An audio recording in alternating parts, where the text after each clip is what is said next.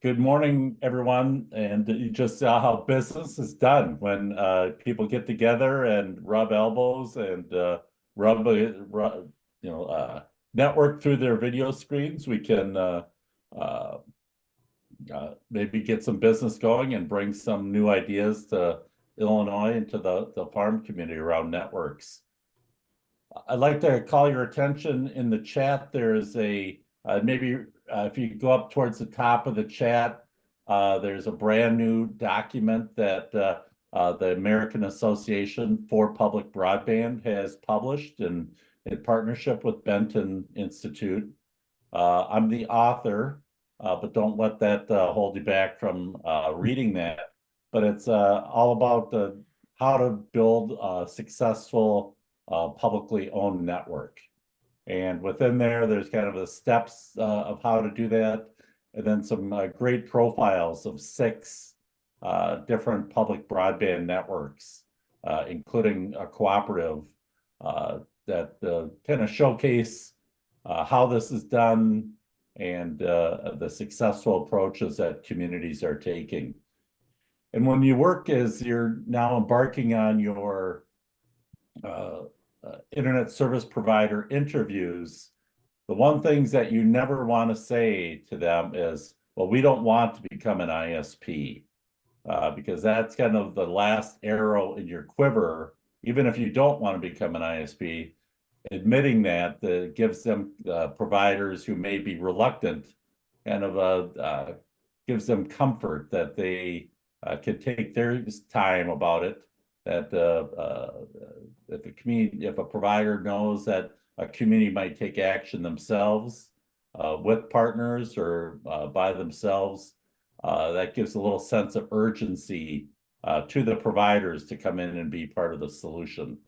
So take a look at that guide and just keep that in mind as you work through your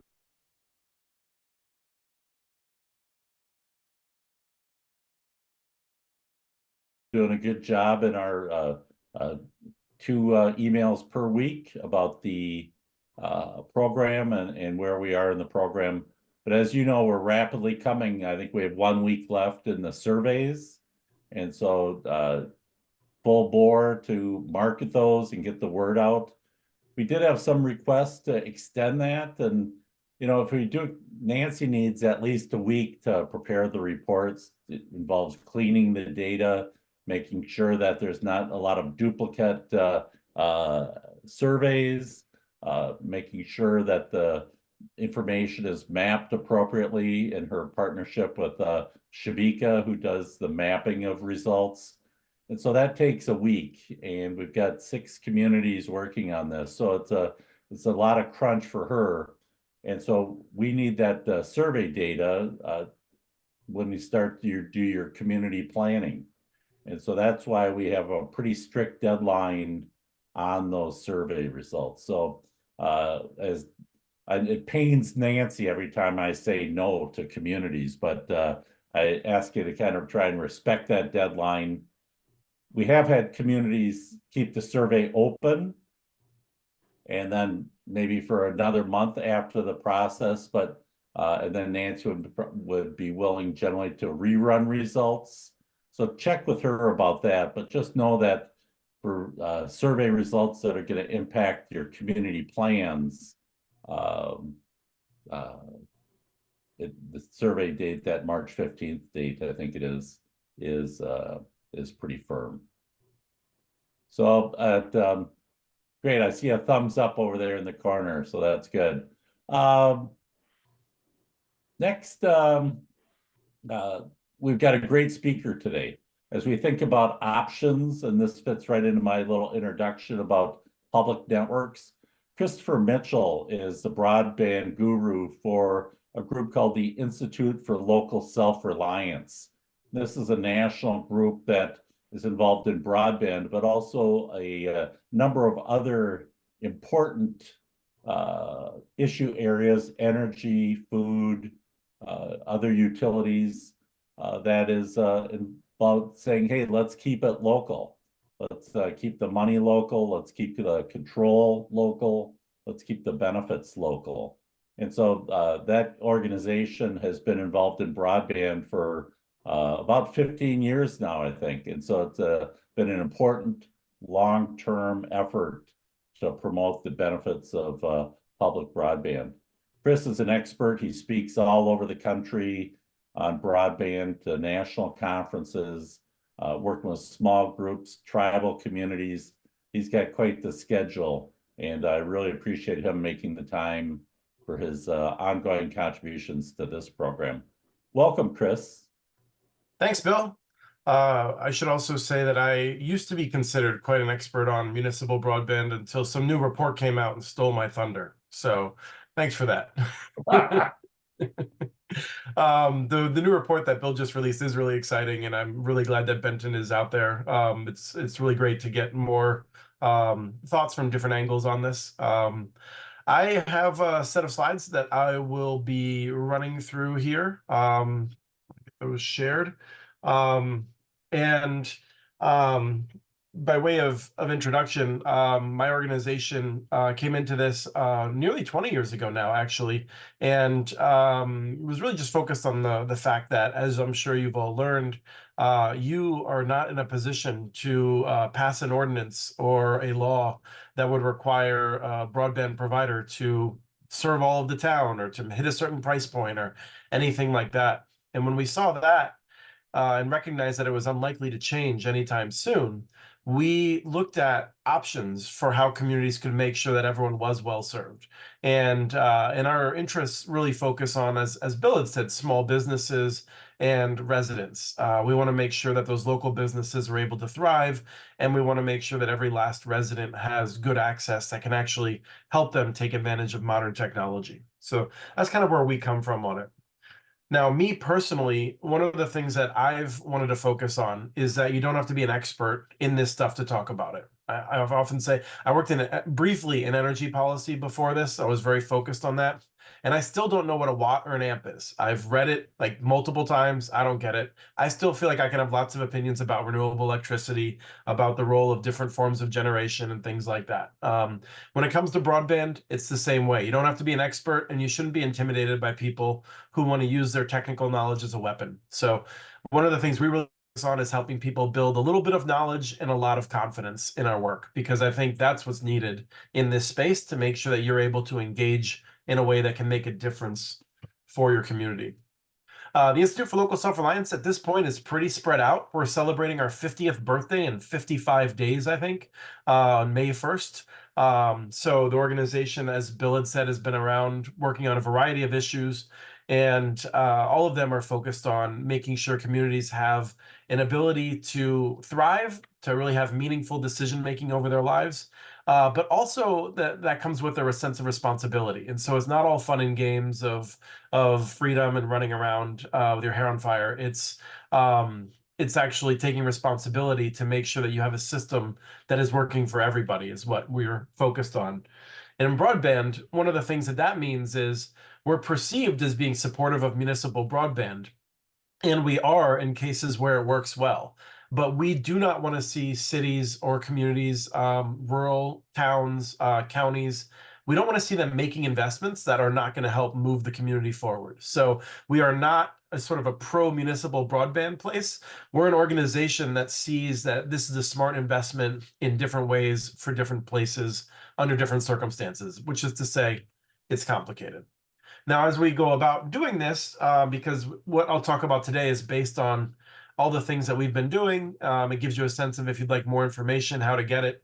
We run a site called communitynets.org. Almost every day we have a new post. We do a lot of podcasting. We do a lot of video work. I guess we do less video work because I'm stuck in the pipeline right now, but we do a fair amount of multimedia work across the board, all kinds of reports and things to keep track of what's going on out there. We have, like I said, different podcasts, and if you haven't heard Community Broadband Bits, we've had a real good string of great episodes lately. That's available on all normal audio places. And then we do a show called Connect This, which is for fun, and it gets a little bit more in the weeds for people, but talks about these issues in a real way, with real details, with people that actually do this kind of work.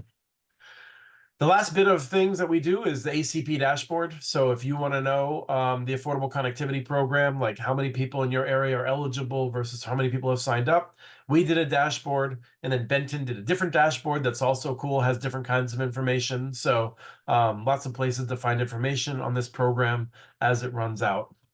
So now as we talk about the community network models, one of the things that I like to point out is that this is not some niche that like a few places do. This is the business model that has worked for decades. If you look at this map here, this map is showing nonprofit fiber to the home networks that were built multiple years ago. The lighter shade of blue are networks that actually are mostly completed at this time, I would suspect. Blue is the electric co-ops. And dark blue was areas that had already been built when this data set was created. And the light blue were areas that were being built with grants and federal funding and things like that. The orange is your telephone cooperatives. These are the entities, the telephone and electric cooperatives that brought wired infrastructure to everyone across the United States. For the most part, we did leave out many tribes and reservations, unfortunately. Perhaps someday that will be fixed. But in the meantime, there has been a remarkable run for electric and telephone co-ops to provide essential infrastructure. It's a model that works. Many of those cooperatives then got into broadband. Almost all of the telephone cooperatives do some kind of fiber optic service now, and we've seen a few new cooperatives created. That's a more difficult process. But the electric cooperatives, we have more than 200 that are offering a fiber optic service to residents. Out of the 800 electric cooperatives there were that built electricity across the United States. And then we also have many municipal networks. The municipal networks actually probably serve more people, but they are in more dense areas, so they're not as impressive. That's the green color on the map. Where you see like in the most prominently in Washington State, where they have the public utility districts. There's a lot of fiber optic infrastructure out there. If you look at Illinois, there's not as many co-ops, in part because you have a lot of local for-profit companies. You have some great co-ops and you have some great for-profit local businesses that have been vested in the community. We would like to have the resources to create a map that includes all of those as well to represent their accomplishments. But to date, we've not been able to do that. So don't think Illinois has been totally left behind. You have some great companies that aren't represented here, but you do see some of the co-ops that have done a real great job on this map. This is more of a representation of where we see the community networks across the United States. They get much less dense west of the Missouri River, which is mostly because there's just a lot less density of people there. But we have community networks all around the country. These include networks that are citywide. They include networks that are only available to perhaps low-income neighborhoods or business districts. This includes some of the fastest networks in the nation, which is a slide that's coming up, but there are multiple business models. If you're not familiar with some of this language, we use a municipal network to describe, we use that term to describe a network that is owned by a city, most likely, or a county, or some combination of communities that operate the network. They own the network. In some cases, they operate it, and in other cases, they have a contract with some other firm that specializes in this work, and they operate the network. And in still other cases that we'll discuss, they make the network available to multiple different companies to compete upon. So there are different models even within municipal ownership. We also see a variety of partnerships with different entities. And then cooperatives are things I'm sure that all of you are familiar with. Basically, people who take service have a vote in the board that governs the organization. And so it's effectively a private company, but all of the gains of the company are shared by the owners in joint. And then also it is democratically accountable to the member owners who take advantage of it.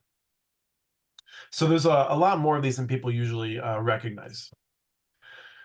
As we get into some of the actual models, I like to start off usually with a local one. So in Illinois, one that we've become pretty fond of is Highland Communications Services, which is in Highland and is a network that I think has done remarkably well after some early challenges. And this is not unusual. Some municipal networks, they really thrive from day one, where they build the network, they find that they can sign up far more customers than they need to break even, and then they go on to keep services high as a high quality and offer low prices, and they don't look back. Probably a majority of community networks come out in the first few years and they try to find their footing and they struggle a bit. And then they find their footing and they meet their marks and they are very clearly a positive benefit on the community.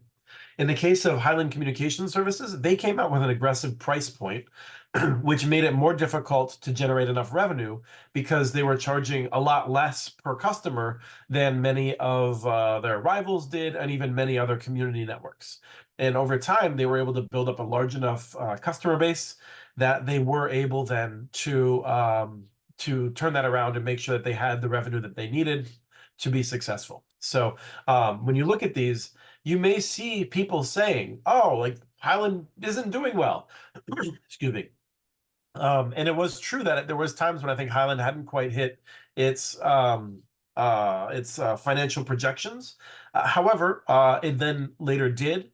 And what's most important is even if Highland was not generating enough revenue to pay for the operations on a day-to-day basis, as well as the debt from having built the network, that is one set of metrics that is very important, especially if you tell taxpayers that you are not going to use taxpayer dollars to build the network. But there is another set of calculations that are important too, and that's that when Highland opens up and starts offering those services, nearly everyone in the community sees lower prices because of the new competition. There are often real significant benefits to the municipality where they are saving money because they have a network that is connecting the schools, the library, municipal utility departments like wastewater and water. They may have public safety benefits. And so you can get a lot of benefits from a community-owned network that don't show up in the actual books of that network. And so when you're evaluating a community network, it makes it more challenging to know if it's a good investment. But I will reiterate that from our point of view, we will say that community network is not meeting its goals, even if it is having a positive benefit on the community, but it is using a taxpayer subsidy to stay afloat. That's only happened in a few cases out of the many hundreds that have been built. But in many cases, that results in a change in the election or other things that try to make sure it's able to come out from that. As I'll talk, I'll note some places build a network more like the streets, where they say from the start, this network will use some taxpayer dollars and we think it is worth it. That is a different argument and one that I think each community needs to make on its own. We have seen very conservative and very liberal communities both accept and reject the idea that a network should be treated like the streets, which is to say paid for in part with general taxpayer dollars, in order to generate a lot of indirect benefits for the community that are difficult to capture. So your mileage may vary. And one of the things that's important if you're reading an evaluation of a community network is to make sure you're understanding how is the author evaluating the network, and is that the correct metric to be using when you're trying to figure out, was this network a smart investment? With that, I want to dive back into some of the other models. But first, one of the things that I wanted to note is if you look at these models across the United States, these models do very well. PC Magazine every year rates the different ISPs across the country. They do one set of rating based on the upload and download averages of a variety of speed tests for the biggest companies.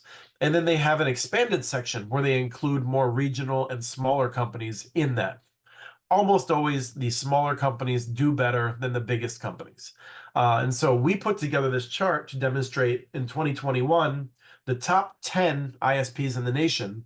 And then the next 10 that you see there, those are the national companies that offer these services. They weren't 11 through 20. We just remade this chart in order to do the comparison.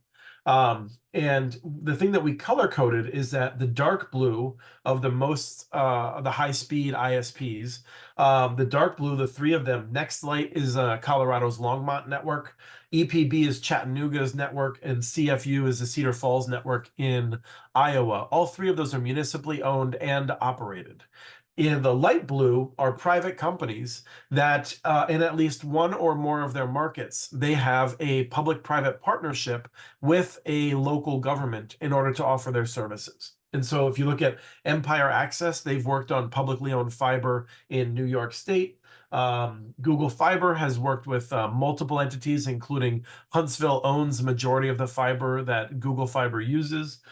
Ting has operated on a variety of different approaches of municipally owned fiber. Hotwire has a lot of private investment, but they've also leased some municipal networks. Allo has a great public-private partnership that we'll discuss briefly in Nebraska, as well as other public-private partnerships. Monkey Brains has worked very closely with the city of San Francisco to bring very affordable, which is to say $10 a month gigabit access to public housing. And Sonic has worked on municipal conduit in some of the places that it's operated. So when we're trying to figure out, in the face of a lot of controversy from people that are funded to oppose public investments in this, we always want to ask the question, how do we know that this is a smart investment for the community?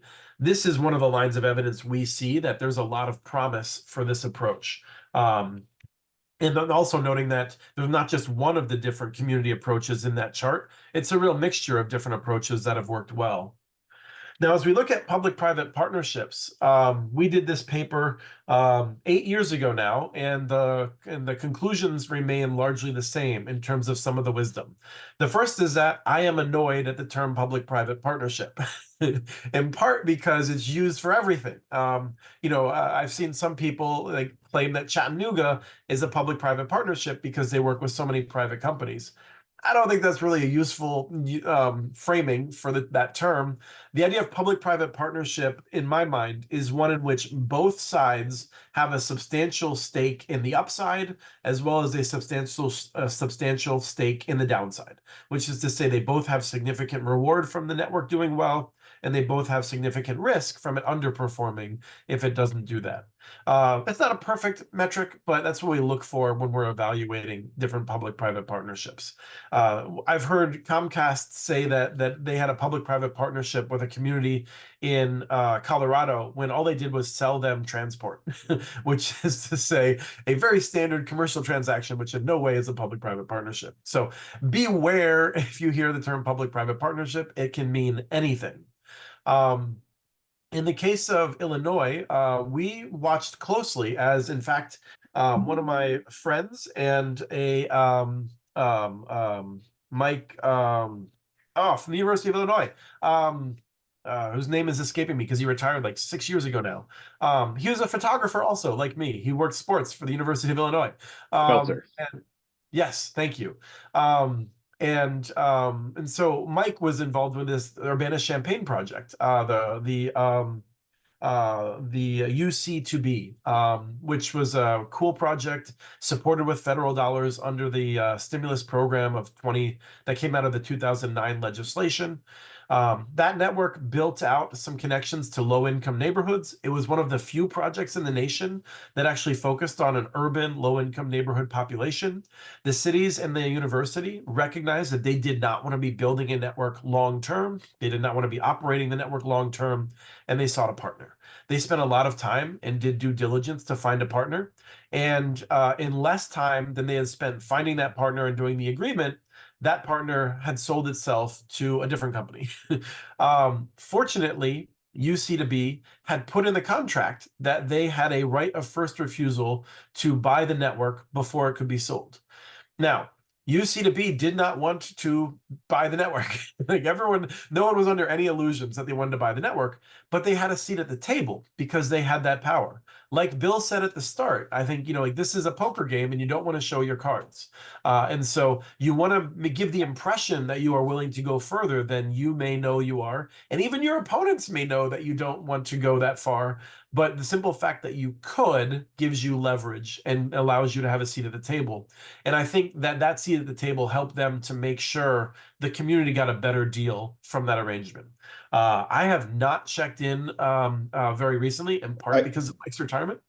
I was going to say we just were there in the spring and it's going well. Paul Hickson is doing a lot of really great work with UC2B, and they're actually kind of spearheading a project to expand in the larger Champaign County and that sort of thing. So it's going strong, is what I would say. Yeah, that's wonderful. Because it looked really promising when I had last looked in, and it's the sort of thing that I think is a real success. Although it's one that I like to point to because it's not one where everything was easy all along the way, right? You had to work through challenges, and you get a sense of what this is really like. So having that right of first refusal in a public-private partnership is terrific. Other things, and actually this didn't make it into the report, I don't think, but that we see is asking for some fiber pairs in the build, not to every home, but down major arterial streets. So if the city is putting up some money, having some extra fiber, even if that fiber, maybe it can't be used to compete with the provider for some number of years.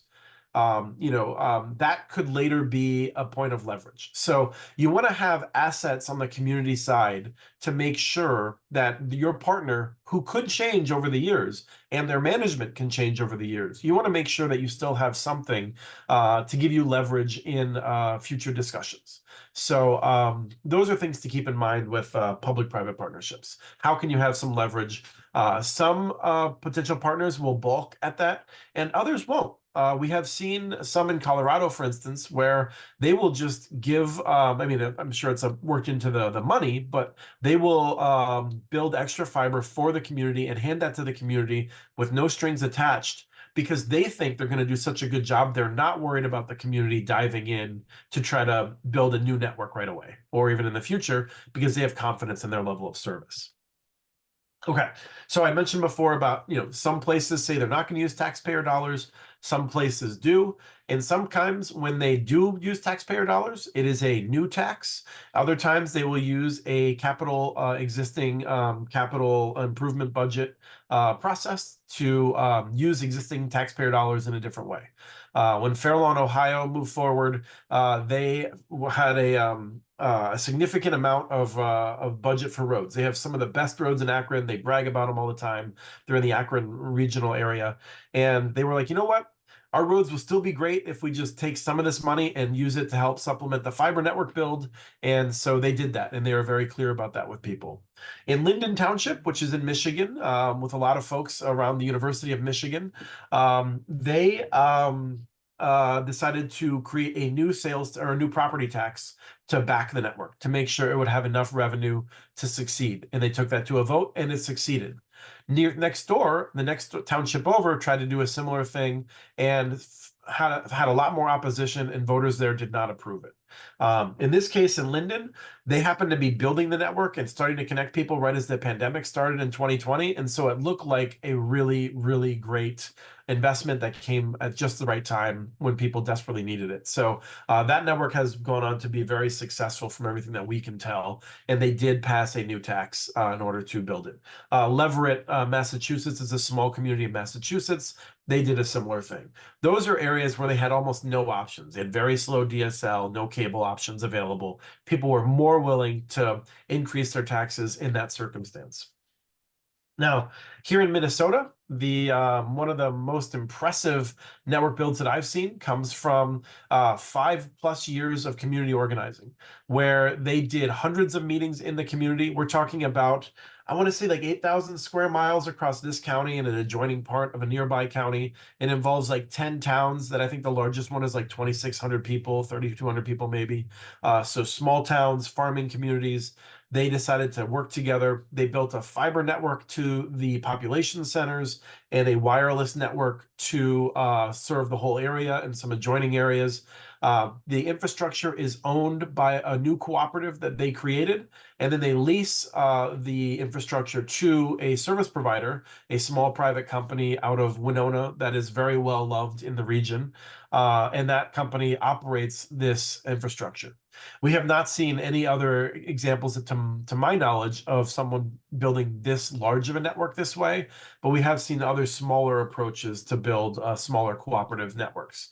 Launching a new cooperative is very difficult. This case study here goes through how they built what we would call a capital stack, which is to say that no one had enough money to bring it all to the table. So they had to get a little bit of here from a little bit from here, a little bit from there, and really arrange the money in a way to allow them to get going.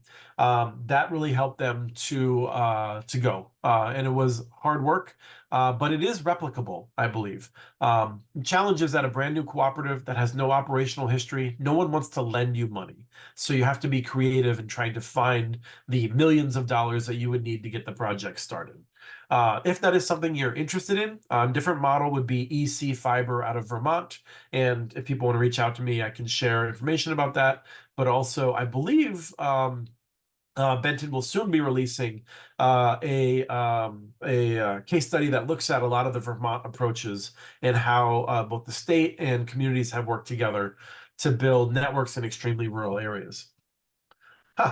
Should have waited until I got to this slide. So this is what Vermont looks like in these different public utility areas. You have all these towns that themselves are far too small to build their own network. They're working together. This is an arrangement that Vermont is not peculiar to Vermont, I would say, but is somewhat so. The public utility they call them communications union districts, CUDs. And these districts can borrow funds, but they cannot pledge taxpayer dollars to do so. And so they are getting some support from the state to build infrastructure that they will then lease to an existing company that will operate on the network. In some cases, a cooperative, in some cases, a for-profit company.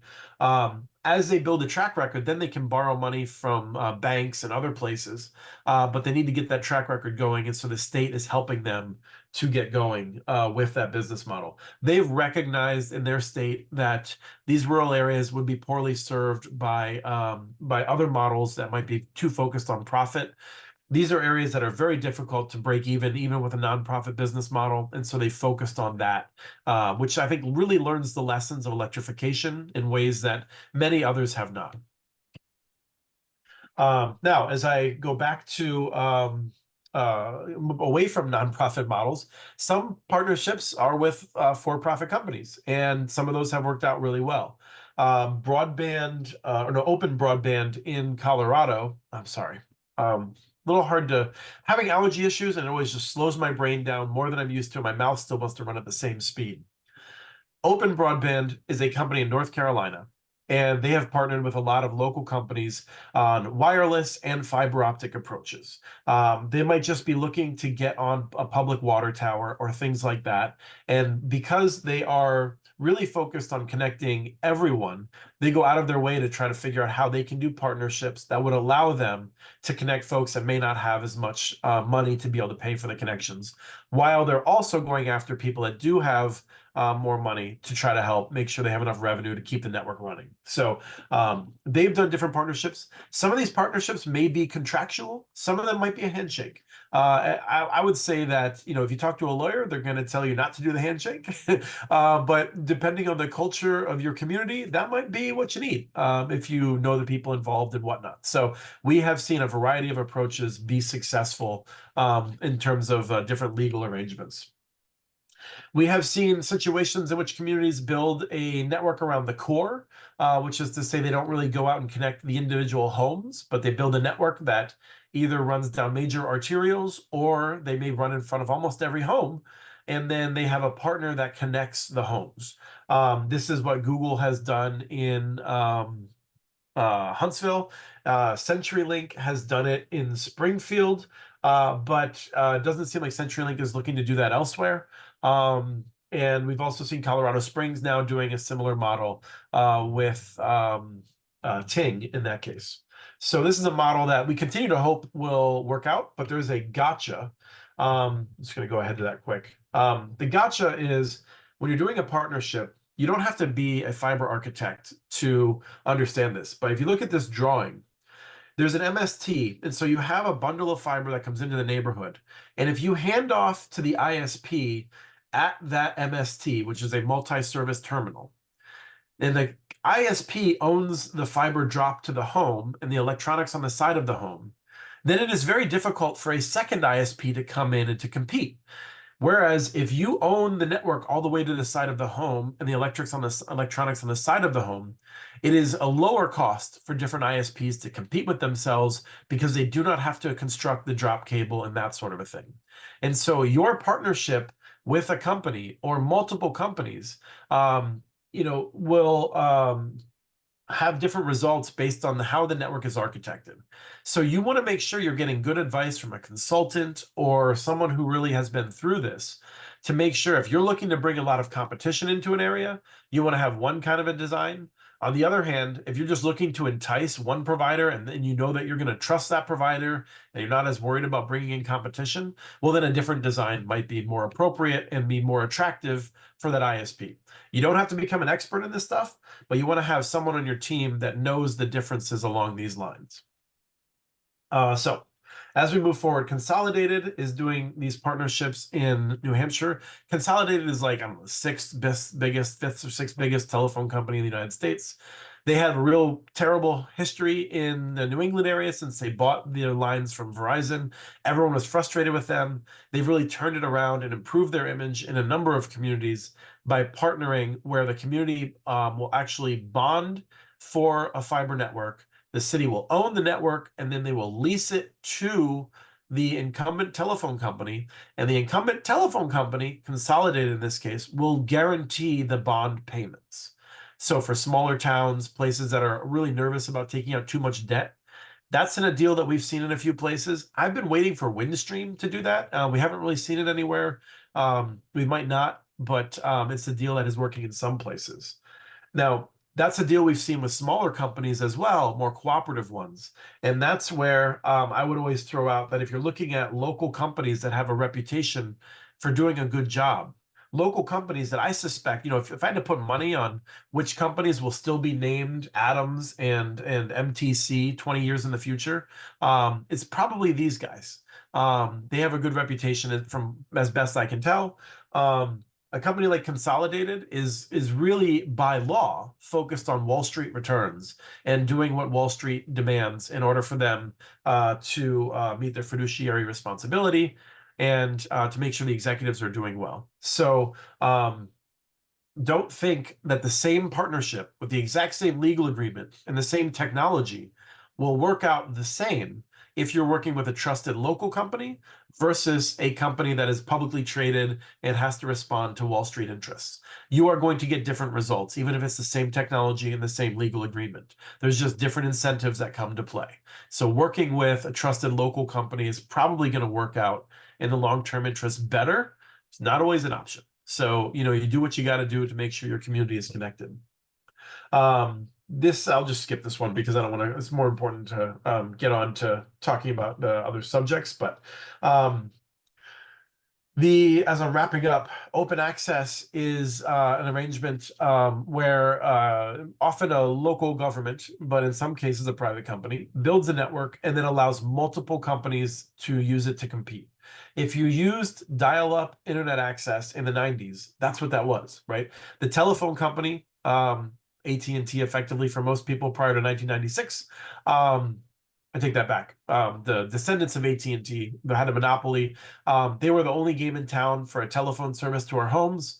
They allowed others to buy modems and use the telephone system so that I would dial a number from my house. It would dial into a modem pool somewhere else in town. I would get on the internet and I was using that network. We can still do that today, and Utopia does that. Utopia is another example I like because they made some real bad decisions. They also faced some unfair legislation that powerful cable and telephone companies pushed that made their life more difficult, but they really fell on their face for a good 8 or 9 years. And then they changed course. They figured out strategies that would work, and now they're the most popular ISP or the most popular network in Utah. They've expanded to work with communities outside of Utah, and it's a real success story as they're getting more people connected.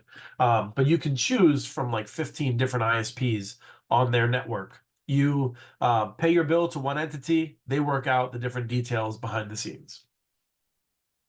A different arrangement of that is one that's been pioneered by a small community in Idaho, Ammon, Idaho. We have a video about that. If you really, if you're interested in the tech, they're kind of the next generation of having one high quality fiber network and having multiple ISPs use it. This is something that is being used in New York State by communities that just have 1,000 or 1,200 people. So this is not something where you need a metro area necessarily to make it work. So there's interesting work that's been going on there. Finally, the last model that I'll talk about is conduit. In Nebraska, they're not allowed to lease fiber or anything like that. The telephone company passed a law in 2005, basically made it illegal for cities to make good investments in broadband. And they recognized that they could still lease air. So they bury these pipes underground and then they will lease it to companies so that they can put their fiber in it. That has resulted in new investment and a great public-private partnership with Allo in the city of oh, now I'm forgetting it. Where the Cornhuskers are, Lincoln. And so Lincoln has a great model there that has really resulted in more investment in competition for small businesses, as well as universal fiber access for residents. And conduit is something that will last more than 100 years underground. It is a safe investment. If you have partners that are interested in that, the city gets involved in building a conduit network or the county, which is what the county around Lincoln has been doing. There can be real benefits there in the long term to lower the cost for different companies to offer their services to residents. If you're in a very urban area, I recommend looking at what New York City proposed. New mayor came in, and the new mayor decided to throw millions, tens of millions of dollars at the powerful cable companies rather than implementing this plan. The plan is still really great. If you're in an urban area and you don't want to build and operate a network, this approach, which is sort of similar to the conduit approach of let's just make sure that there is fiber near every neighborhood so that local business models could be enabled. That approach would work. Bill might be grimacing right now because he proposed a plan in St. Paul like this. The city did not move forward with in the past. But still, the New York City plan, though, if you want to look at that, technically it's one thing. How they justified it is great. They went through and they looked at all the different costs of not having people online. They tallied those up to show the cost of building the investment that they were proposing was much less than the benefits of making sure that people were connected. So if you're looking for, a sort of a template for how to look at different costs in these systems, this is a good plan to look at. If you're interested only in public housing, the San Francisco partnership with Monkey Brains, we wrote about that. And the one thing I'll say about that is if you want to do something in your community rapidly to make a big difference, and there's public housing that is in apartment buildings, the business model of connecting apartment buildings is way better than single family homes. We can rapidly solve problems in apartment buildings that we cannot do in single family homes because the fixed costs are much less per unit in an apartment building. And so if you look at this, it'll lay out for you the important details, but don't think of broadband as one problem. Think of it as different related problems. Low income, high density apartment buildings is one problem. Low income families that are in single family homes spread across the community, that is the hardest problem for us to solve in the United States in broadband, in my opinion. So with that, I have contact information. I will be happy to share these slides both over email, and I'll put a link in the chat to them too over Dropbox for those whose administrators still allow them to use Dropbox. Thank you, Chris. That was great. So many examples and so many different ways to address some of these challenges. So our communities right now are still in that problem identification phase, doing surveys and provider interviews and so on. But soon we'll be getting into those strategy developments. And I think there's a lot of great opportunities there to, you don't have to create the whole new model. You can find a model that fits or combine multiple models for your own custom approach. So that's, I really appreciate the way you go through those, and the documents you create are really aimed at citizens reading them and understanding them and using them. They're not highly technical. I think they're very friendly. And then the other thing I would say is that the examples cited the contact people in those communities, which are easy to find, are always willing to share their experience and help. There's a great community of community broadband advocates out there. So Yes, that's one of the less used resources, I think, is just reaching out to whether they're an elected official or a staff person or a community volunteer that was involved in these efforts. They're often really excited to share their stories. great, great. Do we have questions? I do have a question here from Good. Paul Bowles from Macon County.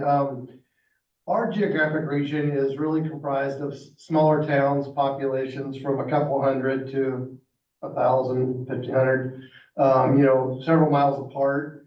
I think there's been some competition for the towns, kind of based on size. The more competition, the smaller ones, it's been pretty tough. We've also got a pretty rural community with those that live, anywhere from 1 to 8 miles out of town. They're not really close to either one of them. What's the models or approaches would you advise, or have you seen the best work for getting that whole community? Especially the ones that are not, in town. So that's where you start having to ask some follow-up questions. Like, for instance, is there a local company that has been in the area that you would trust to extend? And what would they need? So in some cases, when there was federal dollars available, for instance, which is not unlike right now, we have seen the counties approach them to say, what if we could make some kind of match? And whether that match came entirely, partially, or not at all from the county, or whether the county was just being a conduit of federal or state funds, that has allowed some of the trusted local providers to expand. And also even, Bill wrote a report previously about CenturyLink using a similar approach of the county and townships putting in local money to lower the costs. One of the cases that we saw that was really creative, which have not seen elsewhere, but is not impossible to imagine, is a woman named Cheryl DeBerry from Garrett County, Maryland, which is basically West Virginia. It's the westernmost county of Maryland, and they see themselves as very mountainous and rugged.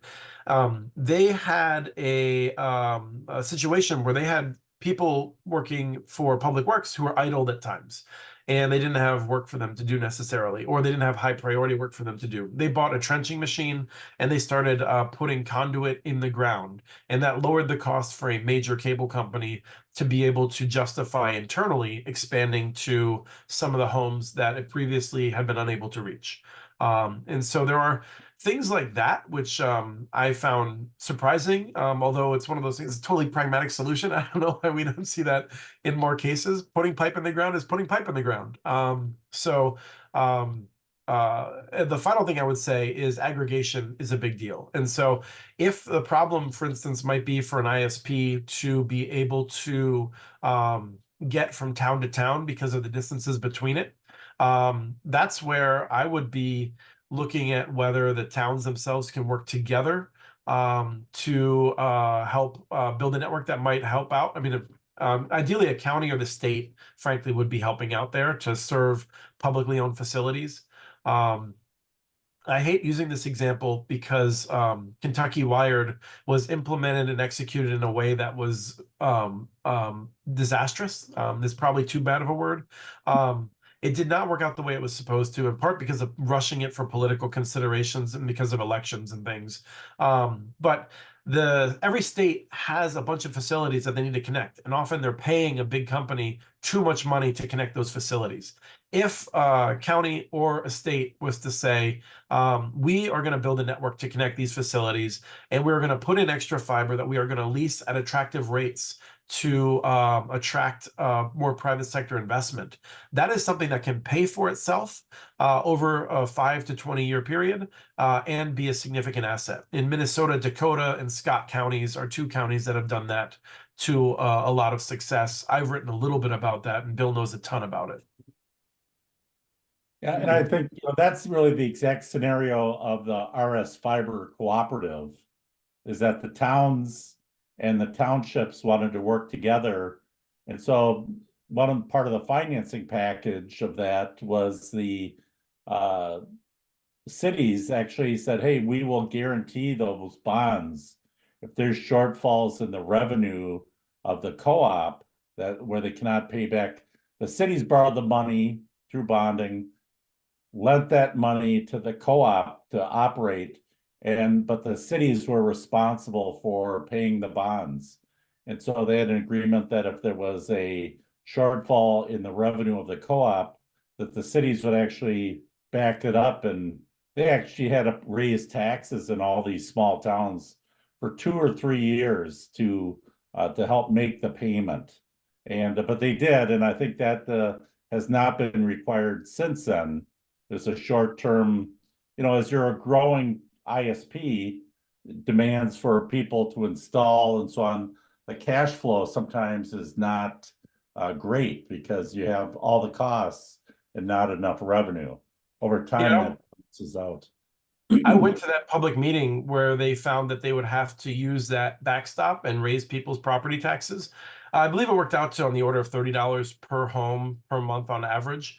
Most people had been saving more money from their telecom bill anyway because they transitioned from a higher cost service. So they actually still ended up positive. But I was curious to see how the community would react. And the number one reaction from people was to know when the fiber network would be expanded further. They were not as worried about the property taxes. They saw it as an investment in the community. And like Bill said, I haven't gone back to see what happened. That was about 4 or 5 years ago, I want to say. The network or the cooperative vowed that it would do its best to pay the community back over time when it was achieving its goals. And just to give people a sense, you might wonder if this network was so important, why didn't it hit its revenue goals? It did. It just had problems with how it had organized its debt, and they had some interest rates that were too high for too long of a period, and it resulted in them not having enough money, basically. So the network was very successful, but short term had some financial challenges. Yeah, and just to follow up on that, when they deployed the wireless network out in the rural areas, so they had a little local phone company that was now kind of headquartered out of Las Vegas when it was passed down through inheritance to the daughter who decided she didn't want to live on the prairie in rural Minnesota, would rather live in Vegas. But that company turned around and said, well, after the people had options for high speed wireless services, they said, well, maybe we do need fiber to the home, essentially to keep their market share out in the rural community. And they then have applied for grants and have expanded the fiber.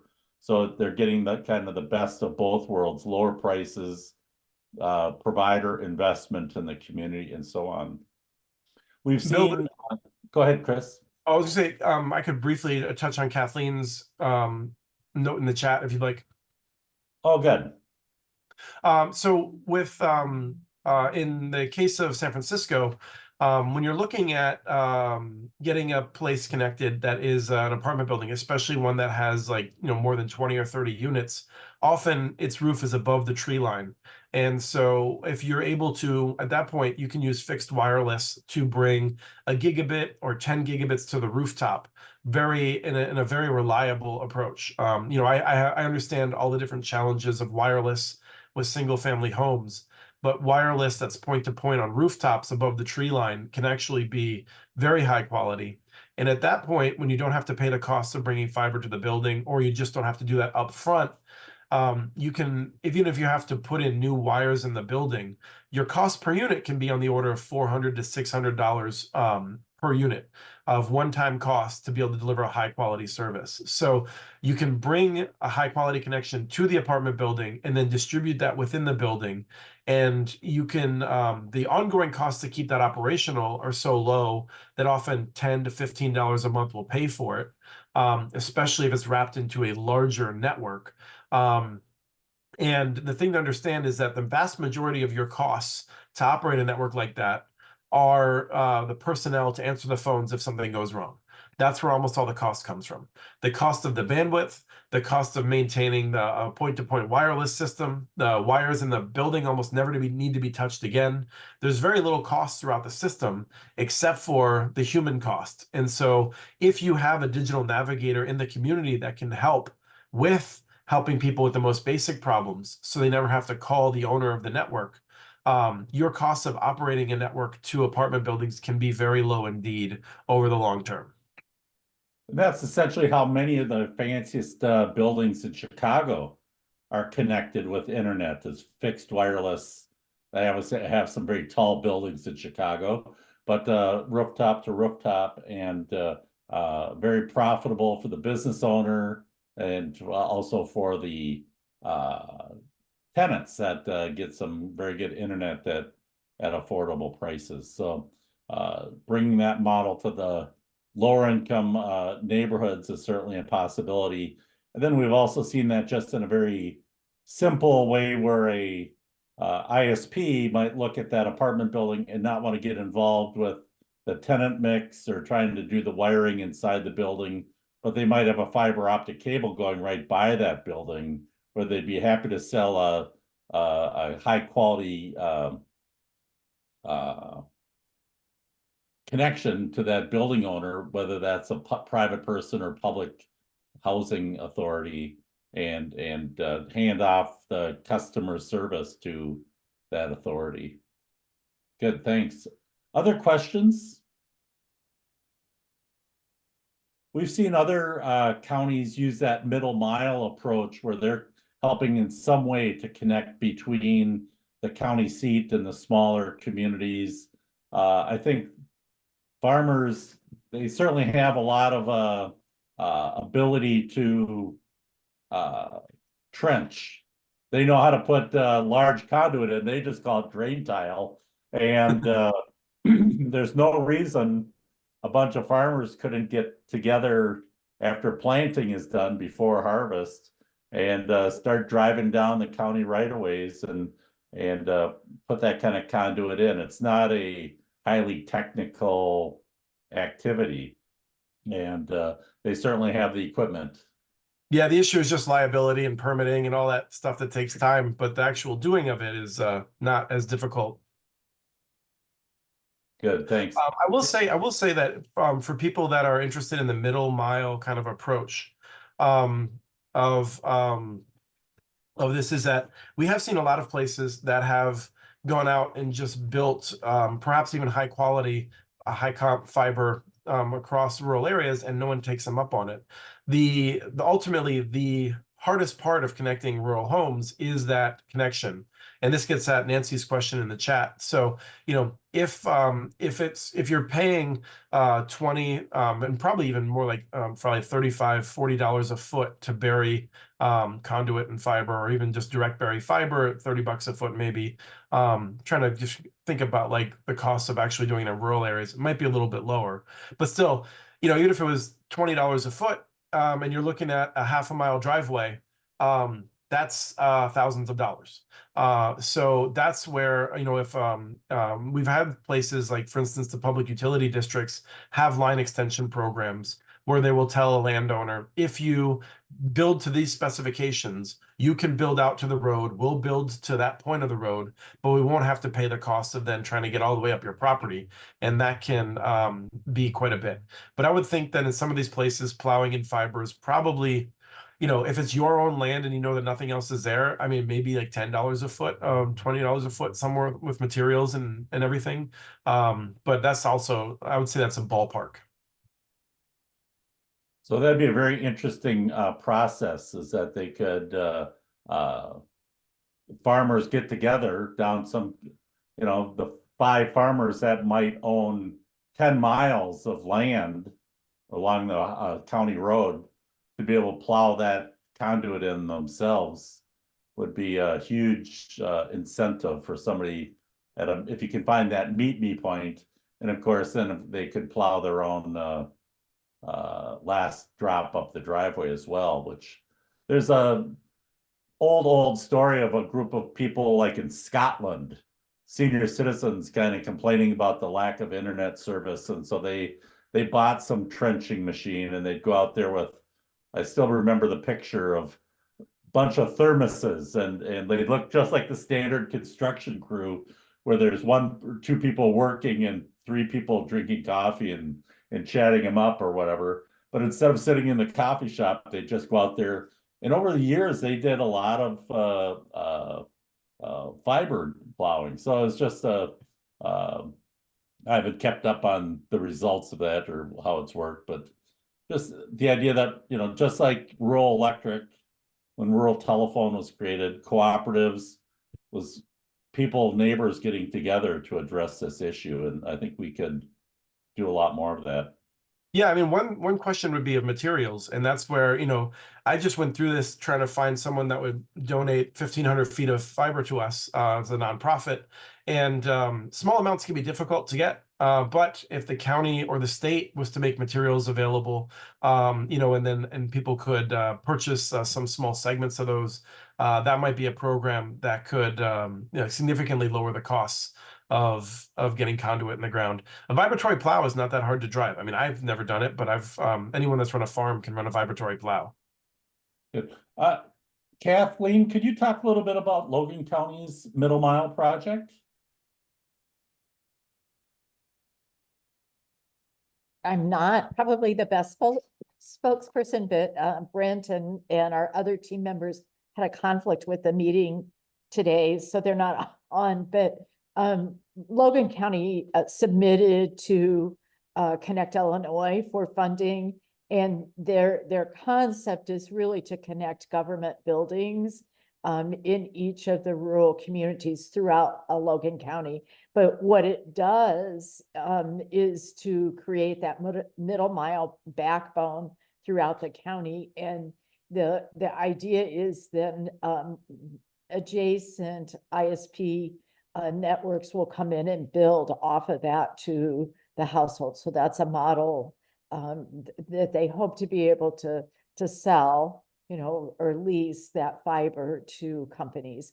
So and the notion seems to resonate well with some of the existing ISPs that are, so they look like Logan County looks like many of our other counties throughout the state where the community itself may have fiber. So Lincoln has fiber, Mount Pulaski today has fiber, but it's that area outside of the community that is lacking connectivity. And so the providers could expand, giving that additional backbone to work from. Good.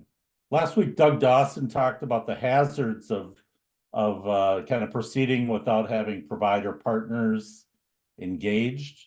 You know, so you want to make sure that that network, that conduit network or fiber network is engineered so it's easy for the private sector to make use of that fiber.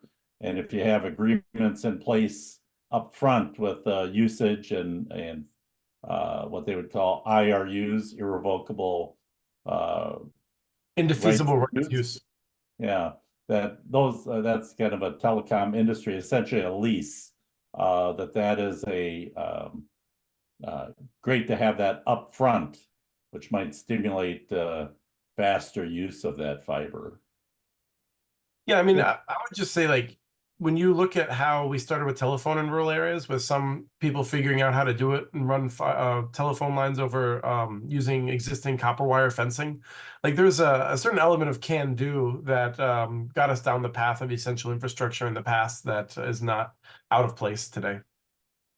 Good. Let's it's past it's our time to go into our breakout rooms.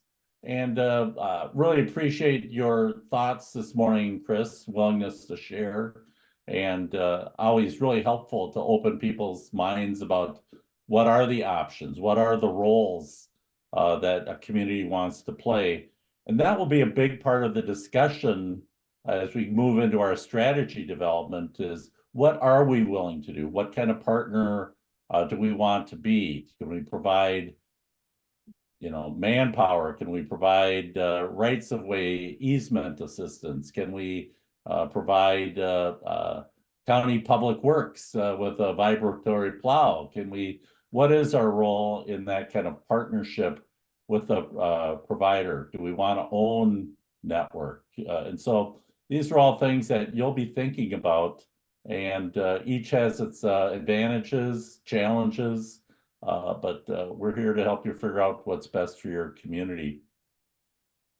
Good. So we'll go into our breakout rooms, and you're free to adjourn whenever you want. I see, congratulations. We've got multiple counties over that magical 400 mark on surveys, and others have a ways to go. So let's hope you spend some time on trying to figure out those last push on the surveys, and maybe some new reminders or new marketing approaches, another push at the schools and so on to get the numbers up to where they have higher value. So good. Other than that, just keep proceeding on your surveys, on your provider interviews, looking at those maps and deciding, what are the possibilities. If you go into the chat up near the top, Nancy provided survey numbers for everyone. There we go. Reed just pasted them back in. So look, that's looking real good. And if you fall a little short, that's not the end of the world either. Some of the counties are smaller, and we've got some, everyone's doing pretty well. So let's just keep up the good work on that.